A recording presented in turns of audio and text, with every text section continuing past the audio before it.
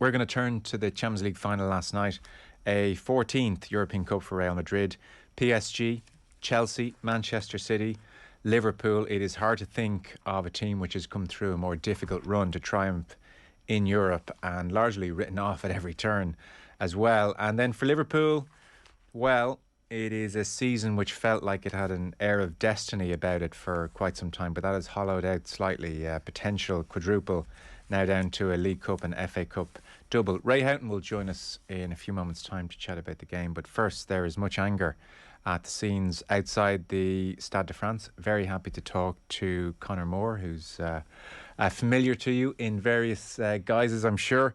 CONOR, thanks for joining us. You were at the game last night. How are things? Bonjour, Joe. Things are all right, yeah. A bit of a weird one last night, I have to say. Crazy experience. Crazy experience. So I'm just, looking on social media, I suppose, and then reading the various reports in the papers this morning. So, for instance, like Rob Draper here in the Mail, he has a headline and it's "No one in charge, police shrugged, you could feel the situation spiralling out of control." So I just read part of his piece, and he was talking about getting to within 100 yards of the Stade de France. The bottlenecks began. Incredibly, the police parked 3 vans to block a walkway. The reason was unclear. It was obvious what would ensue. The build-up of fans was growing. At 7:05, I spoke to police in French and told them it was dangerous to move the fans. Most just shrugged. Some tried to help. There were children and blind fans trying to negotiate their way through a 3-metre gap. As I grew more frustrated, it seemed clear what was going to happen. One policeman agreed to call his boss. Yet again, why wasn't there anyone in authority able to move? And Joe Bernstein, he was writing as well, same paper. He said, among those affected was Liverpool's 1981 European Cup match winner Alan Kennedy, who had to be helped over a fence near the stadium to avoid trouble. Marvin Matip, brother of the Liverpool defender Joel, had to flee with his pregnant wife and took refuge in a nearby restaurant after police used tear gas. Spain's sports minister was unhappy as well. He was tweeting about being held up for over an hour outside the stadium. And then apparently some of the supporters who had paid the £125 for a ticket eventually gave up trying to get in and went elsewhere. How was your experience, CONOR? Very similar to what they're saying. So we got the tickets on Friday night. And the tickets are the old type paper tickets, but they didn't have, the shiny strip that you see on tickets sometimes. And my cousin, these lads are fanatic Liverpool fans, and they decided to see if the tickets were real, and they sent it in. They said, yeah, they are real, but they're all paper tickets. You definitely could make these type of tickets, I'd say. So when I heard people had fake tickets, I was like, yeah, you probably would have fake tickets. But got to the stadium, and I approached that bottleneck there where the ramp, and you had a little gap, and literally, I don't know how many thousands and thousands of people were supposed to go through this. We went through it, and we were up there, and we were stopped. And we were there for 10 minutes, and I just said to the lads, I said, here, let's go around the other side or something, because there was no signs anywhere. There was nothing to say, Real Madrid this way, Liverpool that way. Nothing. I went up to a police officer, and just like you said there, he shrugged his shoulders at me. I knocked on another door of a police officer, and he looked at me, looked away. The third guy then said, go down that way. He sent me down to the Madrid end. So we ended up going 360 around the stadium, and we landed at this famous Gate Y. And we were there, nearly 2 hours before, whatever. And it was starting to pack up, and we were up against the fence. And an hour went by, and people were pretty patient. People were singing, and it wasn't too bad. But then they were shouting, like, when are you going to open the gates and stuff like this? And after about an hour, everybody starts coughing and sneezing. And I was like, what's going on here? All of a sudden, I'm sneezing, I'm coughing. There's people kind of on their hunkers then spitting out stuff onto the ground. And my cousin throws me a scarf. I put it over me, and then I realised someone was after getting the tear gas or mace spray, whatever it's called. And we stood there, and then they just wouldn't open the gates. There was just no communication. There were security guards looking at us. One guy was taking a video of the fans, just as if like, oh, look at this, they're all packed outside the stadium. We were up against this fence, and it got to about 10 to 9. I said to my uncle, I said, here, I'm out of here, because if that whistle blows and this game starts, God knows what's going to happen. And they could charge the fence. You don't know what's going to go on. And in fairness to the fans that were around us, and there was thousands, every time anybody did something, got excited and started pulling at the fence or jumping at the fence, they were pulling them down. They were telling them to shut up. They were like, you're not helping things, blah, blah, blah. And the security just kept looking at us. And this went on.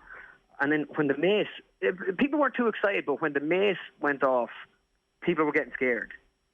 And I remember, I'll be honest, I was scared. I wanted to get out of there because I thought if it gets tight and there's a bit of a crush, you mightn't have time to say, oh, we better get out of here. And I seen a kid shaking like a leaf with fear, and the father was trying to calm him down. They ended up leaving the queue. They had tickets. I think they left. I know people that paid thousands for these tickets and walked away from the gate last night. We got in then when they opened one gate, they let 10,000 people through one gate into the stadium. And when you got in, there was turnstiles. There was maybe 6, 7 turnstiles, but one gate to get everybody in, a metre wide. And even when I got through there after a few hours of waiting, it was me and 3 other guys squeezing through the gate to get in. And we got in, I turned around, and I saw 2 lads walk in with 2 tickets, and one of them put under the validator, whatever it is, and a police officer just sprayed mace at him. And everyone behind them got it. He didn't actually do anything at all. He was walking in, and in fairness to him, he took it, and he just kept walking to his seat. And he was like, yeah. And he just kept going. And with the tickets, we had 6 tickets. I was there with 5 other family members. And my uncle's ticket, he was told that ticket was fake, even though his ticket was the exact same ticket as ours. They were all the same, 1 to 6, seated together. All 5 of us got through, then he didn't get through. And they let him through only because we showed him, look, they're the 6 same tickets. And Andy Robertson from Liverpool said the same thing. He said he gave his family members tickets, and some of them were stopped and they were told they were fake tickets, and he got them through the club. Yeah, but here is Andy Robertson. Have a listen on that very point, because several of the, I think we can call them myths at this stage, certainly that Liverpool fans were late arriving was the initial explanation on UEFA's behalf, and that was roundly booed when that sign went up in the stadium, because clearly at that stage Liverpool fans knew what nonsense that was. And then the fake tickets narrative, I suppose, is out there as well. So here is Andy Robertson. You referenced him. My tickets were through the club, and somehow somebody told one of my mates that he's got a fake ticket, which I can assure definitely wasn't, because it was, obviously through me. So then obviously the French police decided to throw tear gas on fans, on families and things like that. So it's not been well organised. You have to have some sympathy, because obviously it's been kind of thrown on Paris kind of last minute with all that's went on, and that's all that kind of went on in Russia and stuff, and they had to change the venue. But as a UEFA competition, as the biggest game in world football, it should be organised a lot better, and delays like that shouldn't be happening. And definitely the force that was used probably tonight by certain authorities shouldn't be happening either. So it beggars belief that they can't seem to identify, Conor, a real ticket and a fake ticket. Yeah, the lads I was with now, they've been to the last few finals. They travelled from America, my cousins, and they were saying the tickets this time were different, and usually they're digital, and that they were a little bit apprehensive getting the tickets off the guy on Friday, because they paid mega money for these tickets, and they were like, geez, these better be real. Now, they got them validated, obviously, from somebody's website, but even the thing I just didn't like was, and even on my social media pages, I never really say anything serious, because I have no interest arguing with people that I've never met before. On social media, I just don't see the point of it. I usually throw up the impressions of whatever, stuff like that. But when I came back last night and I seen all these stories and stuff that was put out by UEFA, I was like, no, I was there. I saw this. I saw how the fans reacted. The Liverpool fans that I was around, they kept all of us safe, because they were the ones telling everybody to calm down. They were like, get back, push back, do not, watch the people against the fence. Yeah. They were so conscientious of all that type of stuff, obviously given Liverpool, the horrible stuff that's happened in the past. They really were. And, when the gas was going off, you could see people were really frustrated, but they still didn't go overboard. And anyone that possibly went overboard, they were pulled right back into line and told to stop. And when we got in, I think 17 minutes were played, and I don't know, I couldn't even watch the match. There was empty seats around me. It was just weird. I went out to check to see, did all the fans get in? And I looked down at Gate Y, and there was a queue a mile long, maybe 7 or 8 people deep all the way along the fence. And to the left was Gate Z, and that was empty. And that was into the same place, like the same area. So they just could have walked down towards the Y seats. They wouldn't open it, and I seen a guy down there shouting at a police officer saying, I have a ticket, let me in. And he kept pointing that way as if to say, go back that way. And then he sprayed him. And I was thinking, like, he wasn't actually a physical threat. There was a fence between the two of them, an iron fence. This guy was just shouting, let me in. I sprayed him, he was like, I don't want to listen to this, so I sprayed him. Yeah. That's shocking stuff. And you know that period you're saying where you're waiting 2 hours, and you said you got to a point where you're with your uncle and you realised if a certain panic sets in, or if the start of the game happens and there's a sudden upsurge in the energy or movement of the crowd, you might find yourself in a sticky spot. What kind of an area is that? You're penned in, obviously, in some way. You only if you're up close to the fence. Okay.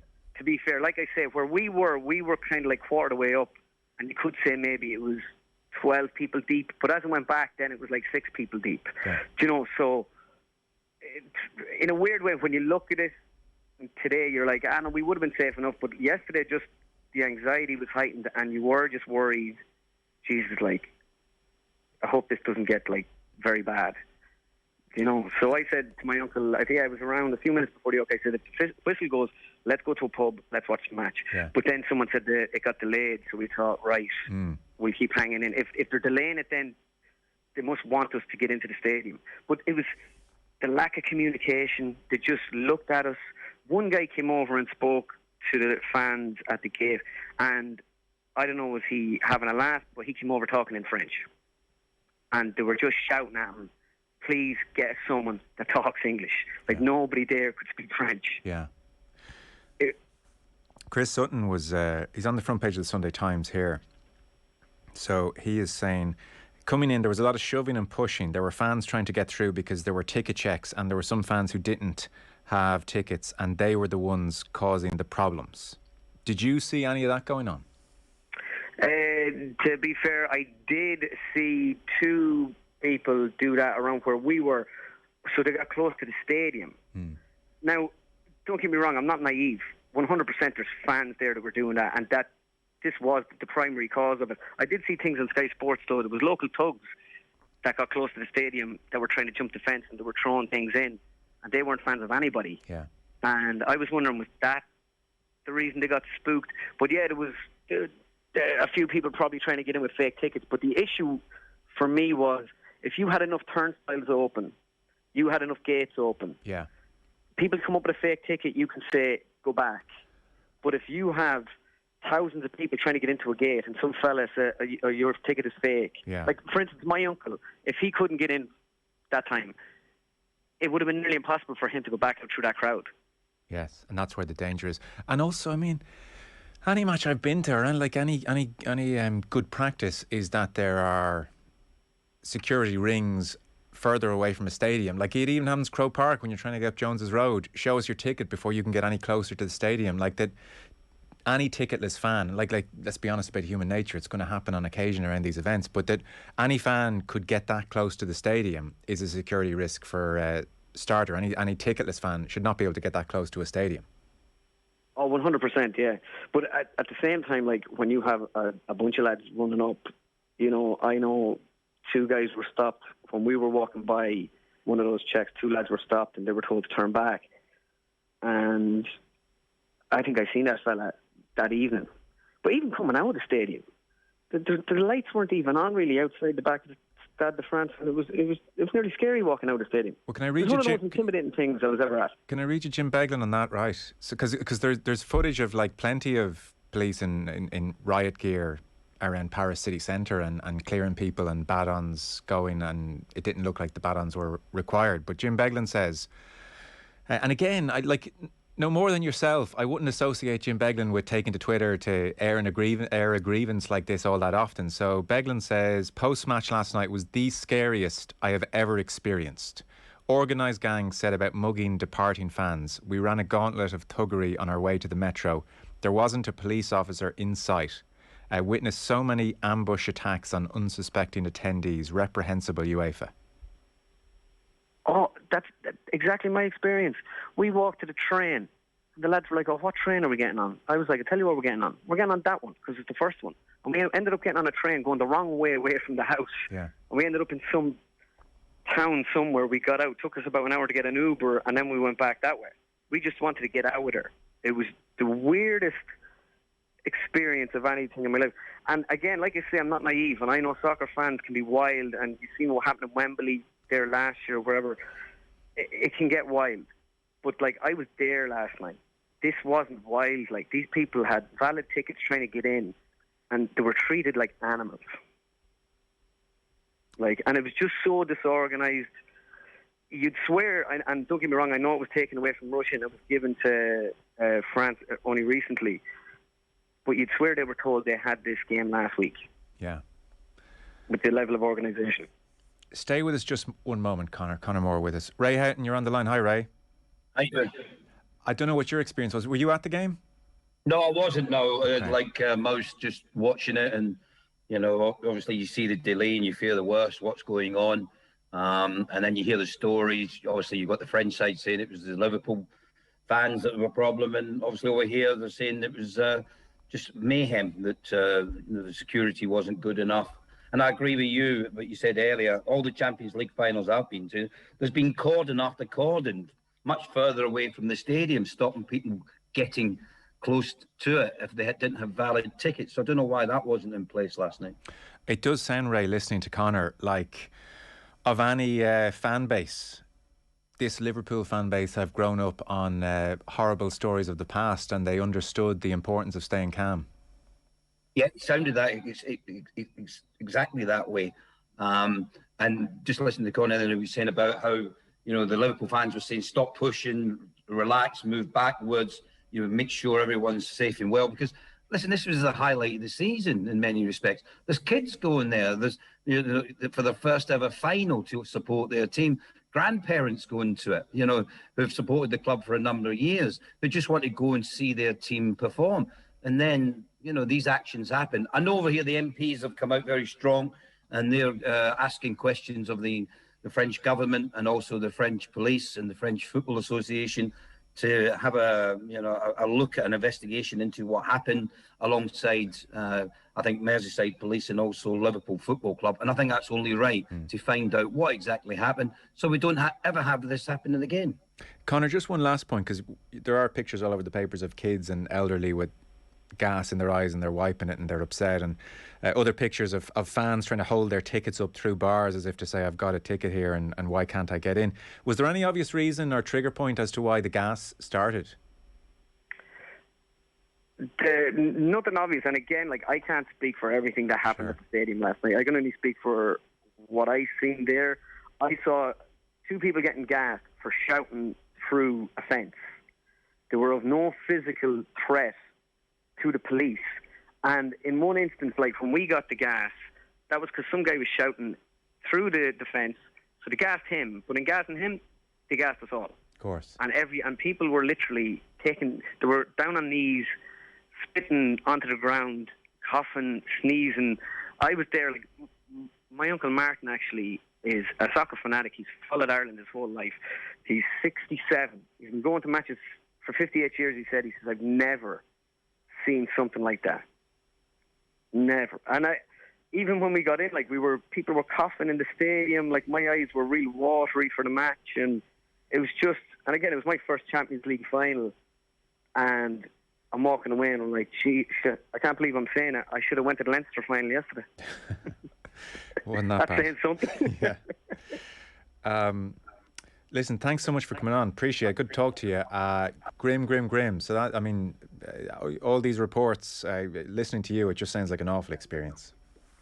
It really was. And don't get me wrong, for us, we go off, we have a few beers, we forget about it. But just like Ray said there, like, seeing kids and seeing elderly people walking away and wiping their eyes, you know, some of them kids might not want to go to a game again, you know. It was really, really terrible to see that type of stuff. And it does frustrate me as well. People are talking about all fans, and don't get me wrong, there's always a few wrong in all fans that do stuff. But whatever happened, the security issue they're talking about, the reaction to it was so over the top, so dangerous, and thankfully it wasn't too dangerous. Yeah. No, we could be having a very serious conversation this morning, so be thankful for that. Conor, thanks so much. Really appreciate it. We'll talk to you soon. Cheers, let's talk to you. Bye-bye. Cheers.